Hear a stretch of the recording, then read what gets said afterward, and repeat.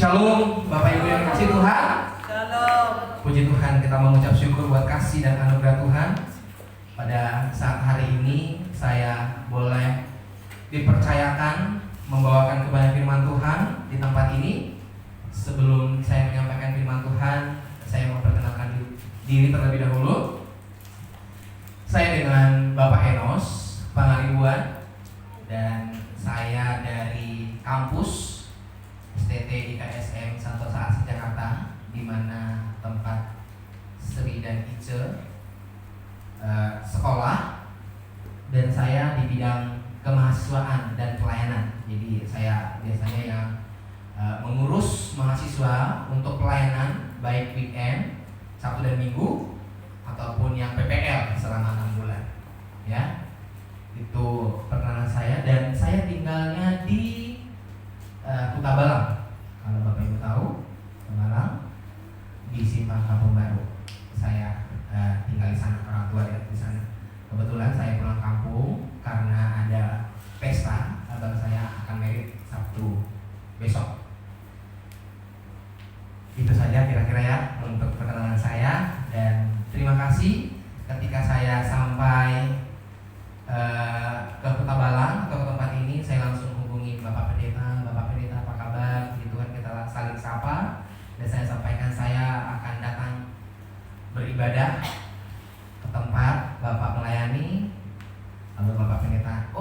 luar biasa, sangat puji Tuhan. Nanti Bapak yang akan menyampaikan kepada firman Tuhan. Dan puji Tuhan, saya dipercayakan untuk membawakan firman Tuhan, semuanya oleh karena kasih karunia Tuhan. Amin. Amin. Puji Tuhan. Bapak Ibu yang dikasih Tuhan, hari ini kita akan belajar dari kebenaran firman Tuhan. Kita akan sama-sama membuka Alkitab kita di dalam kitab Markus.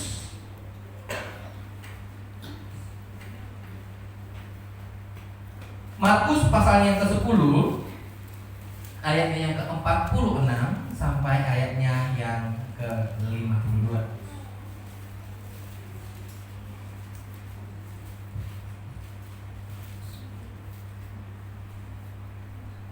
Sekali lagi di dalam kitab Markus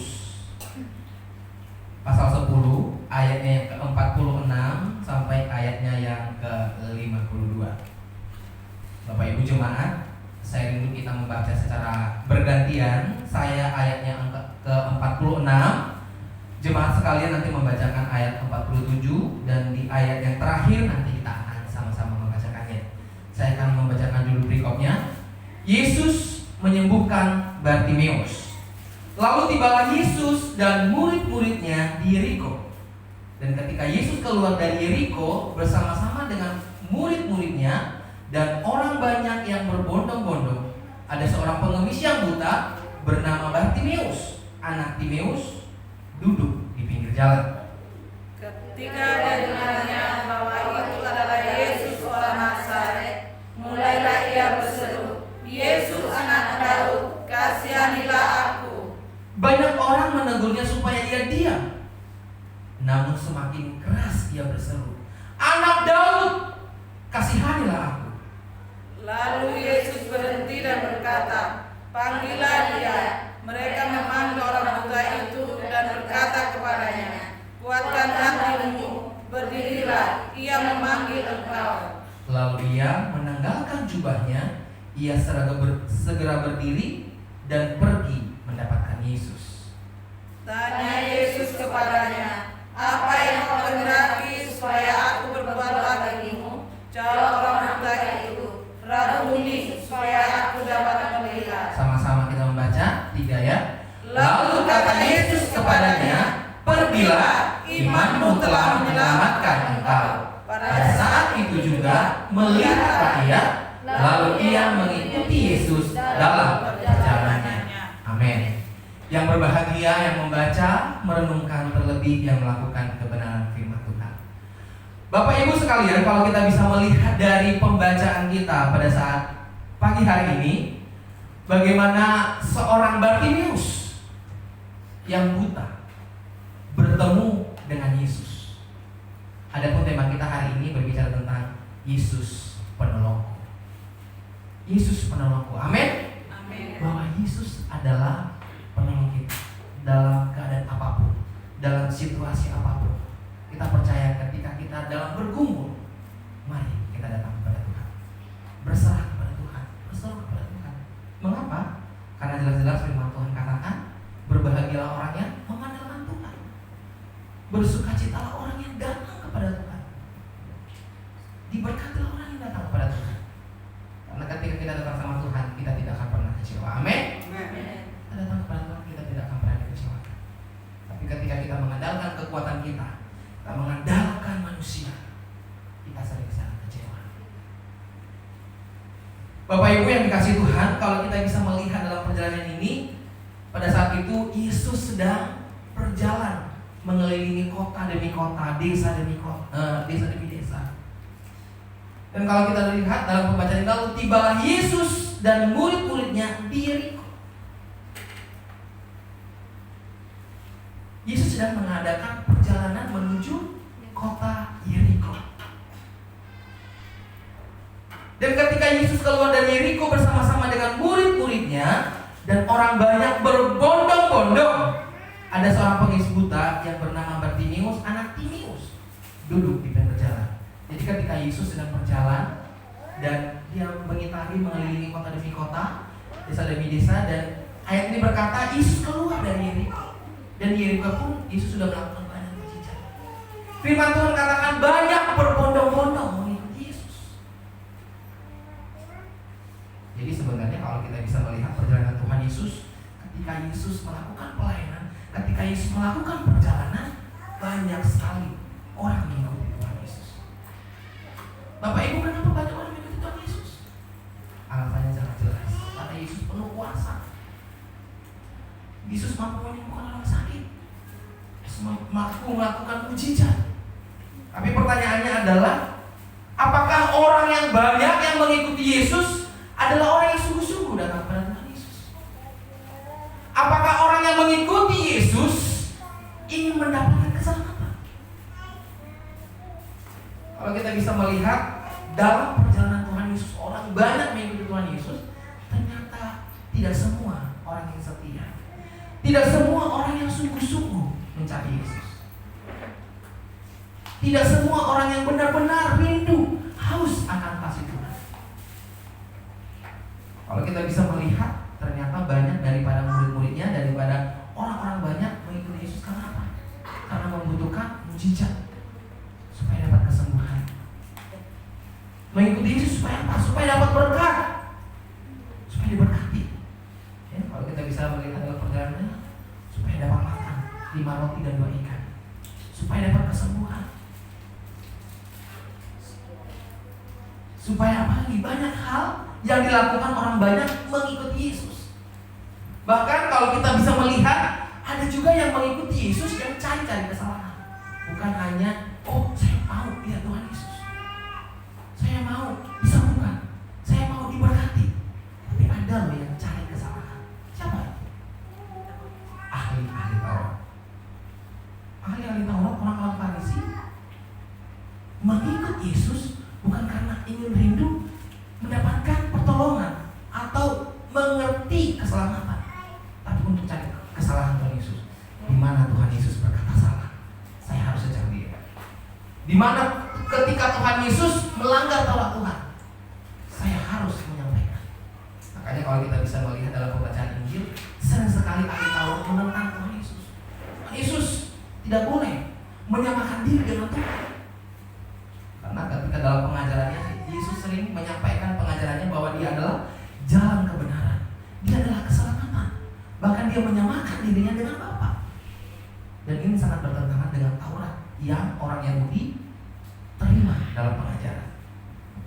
Nah, Bapak Ibu yang dikasih Tuhan, dalam kebenaran firman Tuhan ada seorang pengemis yang buta bernama Bartimeus, duduk di pinggir jalan. Bartimeus ini adalah orang yang buta. Biasanya Bartimeus ini duduk di pinggir jalan, di pintu gerbang kota, gitu ya. Dia duduk di pintu pinggir kota, dan dia di sana mengemis, mengulurkan tangannya dan menunggu orang berbelas kasihan ketika orang lewat. Ya, biasanya ini meminta-minta, karena memang tidak ada lagi hal lain yang bisa dilakukan oleh Bartimeus orang buta ini selain mengemis. Di ayat yang lain juga berkata, Bartimeus ini adalah orang yang selain buta, dia juga susah untuk berjalan. Seperti itu. Dan dalam hal ini, ketika Bartimeus mengalami hal yang seperti ini, firman Tuhan katakan ketika didengarnya bahwa itu adalah Yesus orang Nazaret, mulailah ia berseru. Jadi dalam posisi ini, Yesus sedang melakukan pengajaran, Yesus sedang berjalan, lalu Bartimeus dengar ada Yesus. Karena pada saat orang mengikuti Tuhan Yesus, orang pasti berseru, Yesus, Yesus, Yesus, tolong saya. Banyak orang meminta pertolongan, banyak orang meminta mujizat, berseru tentang Yesus. Dan ketika itu Bartimeus mendengar, oh ada Yesus, Yesus sedang datang, Yesus sedang lewat. Dan firman Tuhan katakan di sana, lalu apa yang dilakukan oleh Bartimeus? Mulailah ia berseru, Yesus anak Daud, kasihanilah aku. Yesus anak Daud, kasihanilah aku. Seorang Bartimeus, orang yang buta, berseru memanggil Tuhan Yesus. Yesus anak Daud, kasihanilah aku. Bapak Ibu, kira-kira mengapa Bartimeus memanggil Tuhan Yesus? Karena dia tahu siapa Yesus. Dia bukan hanya sekedar, oh Tuhan Yesus, kayaknya Tuhan Yesus yang bisa menyembuhkan. Bukan hanya sekedar dia tahu selama ini orang sudah membicarakan tentang Yesus. Yesus itu luar biasa, Yesus itu hebat, Yesus melakukan mujizat. Dan pada saat Bartimeus, orang buta, mendengar tentang Yesus, maka timbul iman. Saya harus percaya, saya harus bertemu dengan Tuhan Yesus. Ada iman yang timbul dalam hatinya. Bukan hanya tiba-tiba dia dengan Tuhan Yesus, lalu dia ingin berjumpa dengan Yesus. Jadi nama Yesus ini sudah cukup termasyhur dan sudah cukup tersebar di negeri itu. Kalau kita bisa melihat dalam firman Tuhan, Yesus juga sudah sering sekali berkunjung ke kota Yeriko. Nah, Bapak Ibu yang dikasih Tuhan, di sini orang buta berseru kepada Yesus, Yesus anak Daud, kasihanilah aku. Tetapi Bapak Ibu, apa yang terjadi? Ketika orang buta ini memanggil, ketika orang buta ini berseru kepada Tuhan, apa yang terjadi? Di ayat yang 48 dikatakan di sana, banyak orang menegurnya supaya dia diam. Banyak orang menegur supaya dia diam. Nah, Bapak Ibu yang dikasih Tuhan, kalau kita bisa melihat kehidupan kita, kita sering mengalami seperti yang dialami oleh Bartimeus. Kita datang sama Tuhan, Tuhan tolong aku, Tuhan ini pergumulanku, Tuhan ini masalahku, tolong aku Tuhan, aku butuh pertolongan. Kita berseru memanggil Tuhan Yesus. Tapi terkadang sering banyak orang yang mengintimidasi kita. Udahlah, gak usah, kamu sakit udah pergi aja sama orang pintar. Kalau kata orangnya, orang pintar. Kalau kita pergi sama orang pintar, berarti biasanya kita menjadi orang, iya biasanya kayak gitu ya. Kalau kita pergi ke orang pintar, berarti kita nggak pintar, gitu ya. Terkadang kita sering dilema. Ketika kita tidak mendapatkan pertolongan, banyak intimidasi dari diri kita sendiri, dari pikiran kita.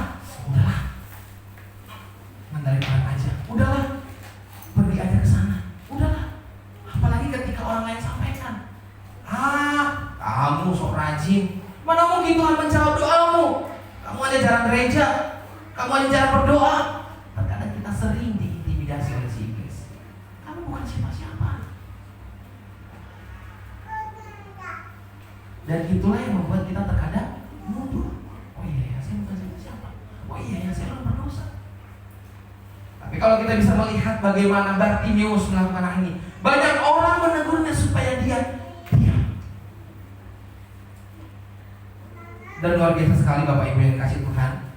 Selanjutnya bisa dikatakan, namun semakin keras Bartimeus berseru. Firman Tuhan katakan, namun semakin keras ia berseru, anak Daud, kasihanilah. Jadi luar biasa sekali. Ketika Bartimeus, ketika orang buta ini, banyak orang mengecam, banyak orang berkata diam. Biasanya kayak gitu ya. Maksudnya kalau kita sedang lewat nih, ada orang teriak-teriak, memanggil, lalu orang, udah kamu diam aja, ngapain kamu berisik? Orang kamu bukan siapa-siapa, udah diam. Tuhan Yesus lagi pelayanan, jangan diganggu. Nanti kalau dia pas lewat di depan kamu, baru kamu bisa dilayani. Masih banyak orang yang belum dilayani. Mungkin bahasa seperti itu, kamu diam aja di sini. Mau ganggu Tuhan Yesus dalam pelayanannya. Tapi kita bisa melihat daripada Bartimeus, orang buta ini, dia tidak putus asa, dia tidak menyerah, dia tidak merasa bahwa aduh ya sudahlah. Dia tidak menyerah dan dia tidak putus asa. Firman Tuhan katakan, makin keras dia berseru, makin semangat dia memanggil Tuhan. Dikatakan, anak Daud, kasihanilah aku. Sekalipun banyak orang yang mengecam dia, menyuruh dia untuk berhenti, tapi dia semangat. Dia gak mundur, dia gak putus asa. Dia tetap mau mengandalkan Tuhan, dia tetap mau bertemu dengan Tuhan. Karena apa? Karena dia tahu ketika dia bertemu dengan Tuhan, dia akan mendapatkan pertolongan, dia akan mendapatkan perlindungan, dia akan mendapatkan mujizat. Berseru kepada Tuhan. Nah Bapak Ibu yang dikasih Tuhan, seperti yang saya sampaikan tadi, bagaimana dengan kehidupan kita? Ketika kita sudah berdoa seminggu, sebulan, 2 bulan, setahun, 2 tahun, tidak ada mungkin pertolongan,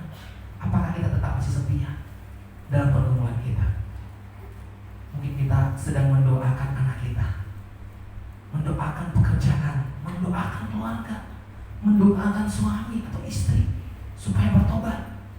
Apakah kita menyerah? Tapi apakah kita tetap bersemangat, tidak putus asa, tidak menyerah? Yesus saya percaya, Yesus saya yakin, Tuhan campur tangan. Ketika Tuhan campur tangan, semuanya indah pada waktunya. Amin. Pertolongan Tuhan tepat pada waktunya. Jadi setiap pergumulan kita itu adalah cara Tuhan supaya kita mendekatkan diri kepada Tuhan.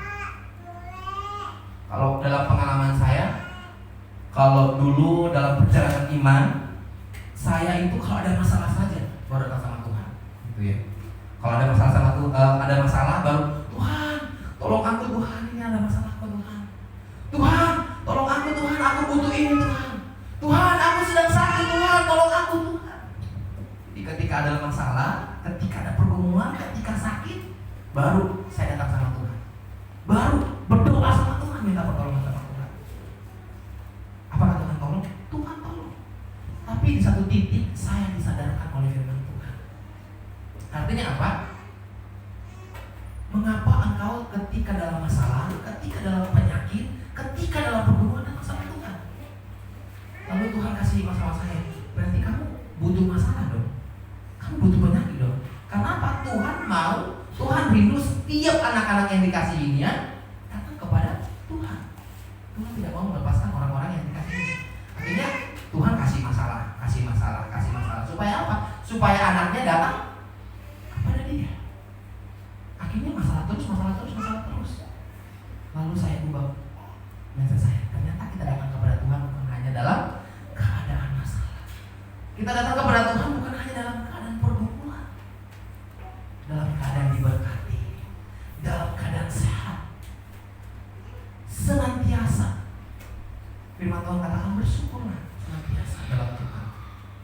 Jadi dalam keadaan sehat, dalam keadaan sakit, tetap datang kepada Tuhan, tetap bersyukur kepada Tuhan. Tuhan Yesus baik. Jangan sampai ketika kita diberkati kita lupa sama Tuhan. Aduh, saya lagi diberkati, akhirnya kita minggu depan aja nih. Ketika ada pergumulan, ada masalah, baru datang sama Tuhan. Jangan sampai seperti itu. Mari kita melihat diri kita sebagai anak Tuhan yang dirindukan oleh Tuhan Yesus. Amin. Kita bisa melihat apa yang terjadi kepada Bartimeus ketika dia berteriak, ketika dia berseru, ketika dia tidak putus asa. Apakah yang dilakukan oleh orang buta, seorang Bartimeus sia-sia? Mari kita baca firman Tuhan. Di sana dikatakan, lalu Yesus berhenti dan berkata, panggillah dia. Mereka memanggil orang buta itu dan berkata kepadanya, kuatkanlah hatimu, berdirilah teguh, ia memanggil engkau. Ketika orang buta ini mendengar, kuatkanlah hatimu, teguhkanlah hatimu, ia memanggil engkau. Itu perasaan seorang buta ini sangat berbahagia, sangat gembira, sangat senang. Yes, ternyata Yesus ketemu dengan saya. Ternyata Yesus mendengarkan suaraku. Apa yang dilakukan oleh Bartimeus? Firman Tuhan katakan, lalu ia menanggalkan jubahnya. Saking dia senangnya, ia segera berdiri dan pergi mendapatkan Yesus. Dia menanggalkan jubahnya. Kalau kita bisa lihat pengemis biasanya banyak ya, jubahnya, jaketnya, apa segala macam bawahnya. Tapi pada saat itu Bartimeus ketika mendengar Tuhan Yesus mau bertemu dengan kamu, Tuhan Yesus mendengar suaramu, dia bersukacita, dia gembira, menanggalkan jubahnya dan dia segera pergi untuk mendapatkan Yesus. Dia memiliki hati yang sukacita, bertemu dengan Tuhan Yesus. Dan apa yang terjadi? Tanya Yesus kepadanya. Ini adalah hal yang luar biasa. Tanya Yesus kepada orang buta, apa yang kau kehendaki supaya aku berbuat bagimu? Apa yang ingin kamu mau yang saya lakukan kepadamu? Kenapa? Tuhan Yesus memperhitungkan kesetiaan daripada orang buta ini. Yesus memperhitungkan seruan, panggilan daripada orang buta ini.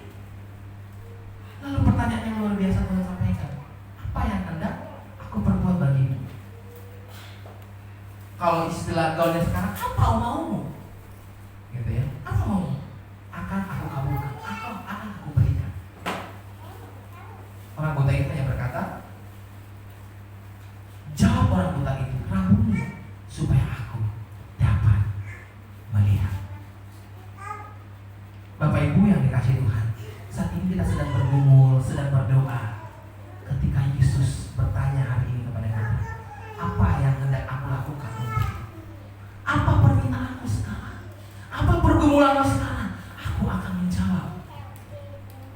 Jadi jangan sampai ketika kita sudah setia, sebagian Tuhan mau mengulurkan tangannya, tapi kita terkadang menyerah di tengah jalan. Akhirnya kita tidak mendapatkan pertolongan. Tapi ketika kita senantiasa mengandalkan Tuhan, berseru kepada Tuhan, setia kepada Tuhan, percayalah, Tuhan tidak pernah mengecewakan. Amin. Tuhan tidak pernah mengecewakan. Yang sering mengecewakan itu siapa? Kita. Tuhan tidak pernah meninggalkan kita. Rasa kasih sayang Tuhan tidak pernah berkurang dalam kehidupan kita. Kita sebagai manusia yang berkurang cinta kita sama Tuhan. Tuhan senantiasa menantikan kita. Rabuni, supaya aku dapat melihat. Lalu kata Yesus kepadanya, pergilah, imanmu telah menyelamatkan engkau. Dan pada saat itu juga melihatlah ia, lalu ia mengikuti Yesus dalam perjalanannya. Sungguh luar biasa sekali. Dalam perjalanan pertemuan Bartimeus orang buta bertemu dengan Yesus, mengalami keindahan, mengalami kesembuhan, mengalami sukacita. Kalau kita bisa melihat Bartimeus tidak begitu lama. Ketika dia berdoa, ketika dia berseru, ketika dia memanggil Tuhan, Tuhan mendengar dan Tuhan jawab dan Tuhan melakukan mujizatnya. Bapak Ibu sekalian, hari ini mari kita melihat diri kita. Sudah sejauh mana kita mengandalkan Tuhan? Sudah sejauh mana kita setia kepada Tuhan? Sudah sejauh mana pengenalan kita akan Tuhan Yesus? Percayalah, ketika kita berseru, ketika kita memanggil, Tuhan tidak pernah kecewa. Tuhan akan memberikan jalan keluar dalam setiap masalah kita. Amin. Kiranya firman Tuhan pada saat pagi hari ini boleh memberkati kita. Biarlah roh yang penuh dengan kebenaran senantiasa memampukan kita untuk melakukan firman-Nya. Amin. Firman Tuhan, kita berdoa. Terima kasih Bapa yang baik, Allah yang luar biasa, Allah yang kami sembah di dalam nama Tuhan Yesus. Kami mengucap syukur Tuhan buat kebenaran firman-Mu yang boleh kami dengarkan. Terima kasih Tuhan buat kebenaran firman-Mu. Bila firman-Mu Tuhan boleh menjadi kekuatan dalam kehidupan kami, boleh menjadi rema dalam hidup kami.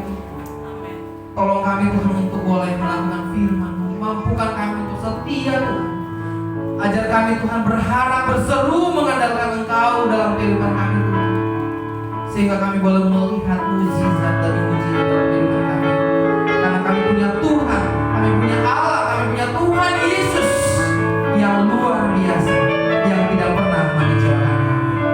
Terima kasih Tuhan, terima kasih Bapa yang baik. Hamba-Mu sudah selesai berbicara, tetapi Roh Kudus senantiasa berbicara dalam kehidupan kami, memampukan kami melakukan kehendak-Mu. Dalam nama Yesus, dalam nama Yesus, dalam nama Yesus yang berdoa. Haleluya. Amin. Amin. Firman Tuhan. Selanjutnya saya serahkan kepada yang bertugas.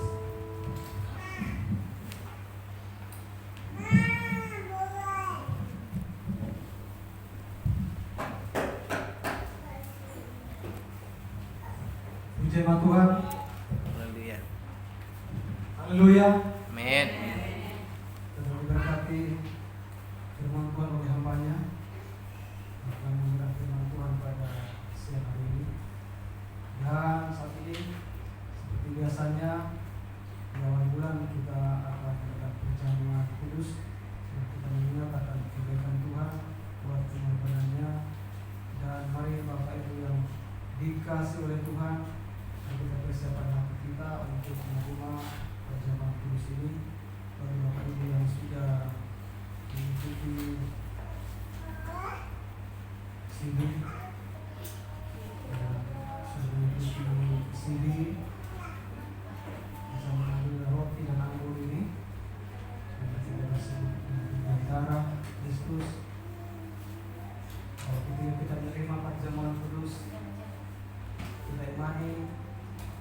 Tuhan memberkati kita, Tuhan mengampuni dosa kita, akan kita imani, kita disembuhkan, kita dipulihkan lewat kuasa darah Tuhan. Mari persiapkan hati kita untuk kita masuk ke perjamuan. Mari kita sama-sama buka kepala kita akan masing-masing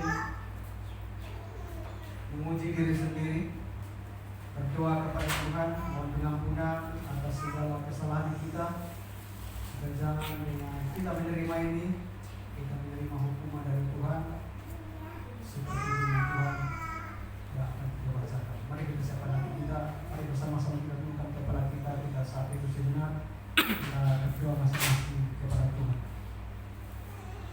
Saat ini dimulai, mari kita masing-masing berdoa kepada Tuhan.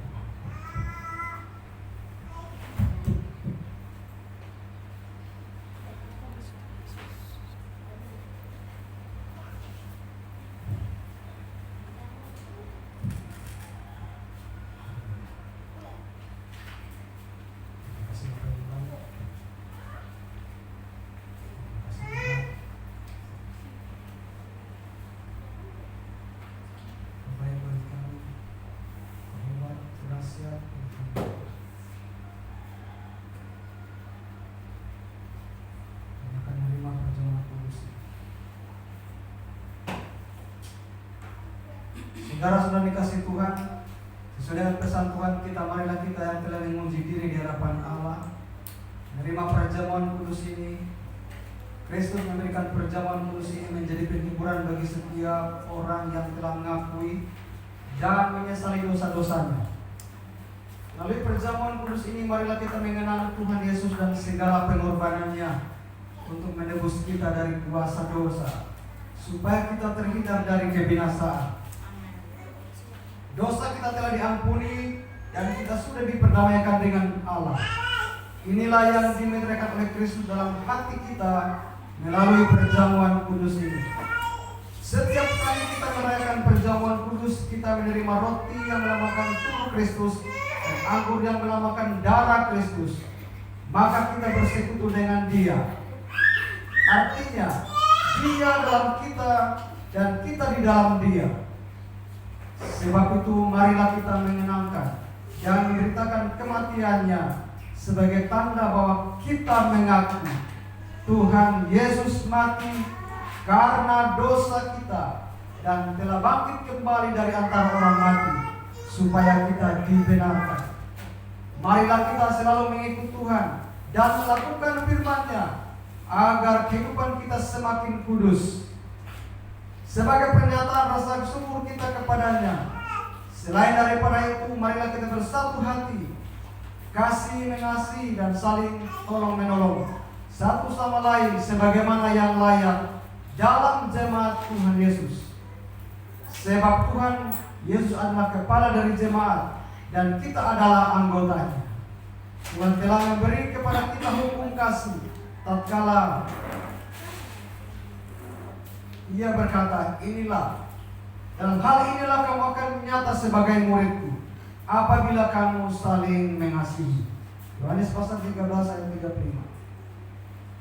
Karena itu marilah kita merendahkan diri di hadapan Allah dan berdoa. Mari kita berdoa. Bapa kami yang di surga, pada saat waktu kami menerima perjamuan kudus ini, kuatkanlah dan teguhkanlah iman kami, agar kami mampu mengikuti teladan pengorbanan Kristus Tuhan kami. Gerakkanlah hati kami agar selalu setia merindukan kedatangan-Mu yang kedua kalinya. Di dalam nama Tuhan Yesus Kristus. Amin. Silakan.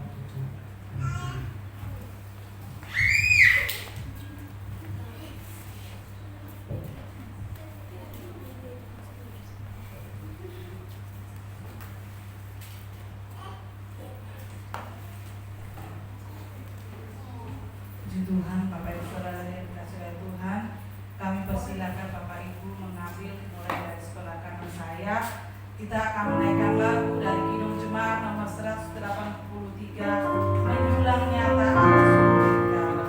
Menjulang nyata atas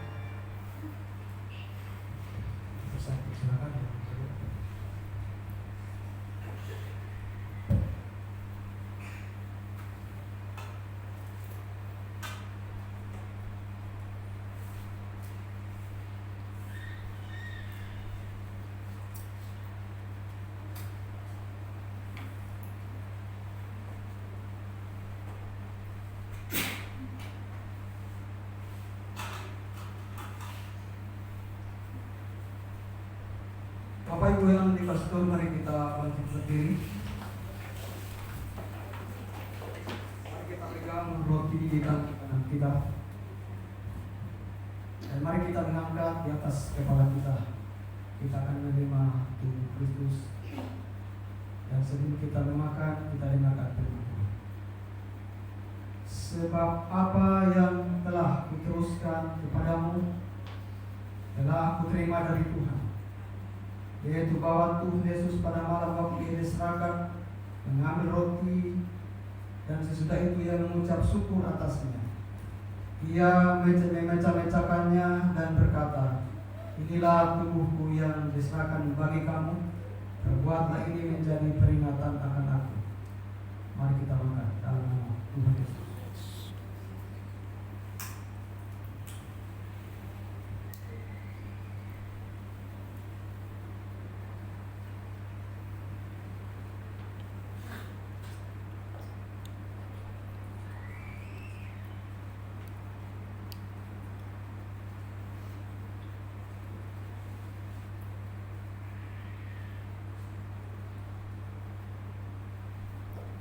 Pegang cawan di tangan kanan kita,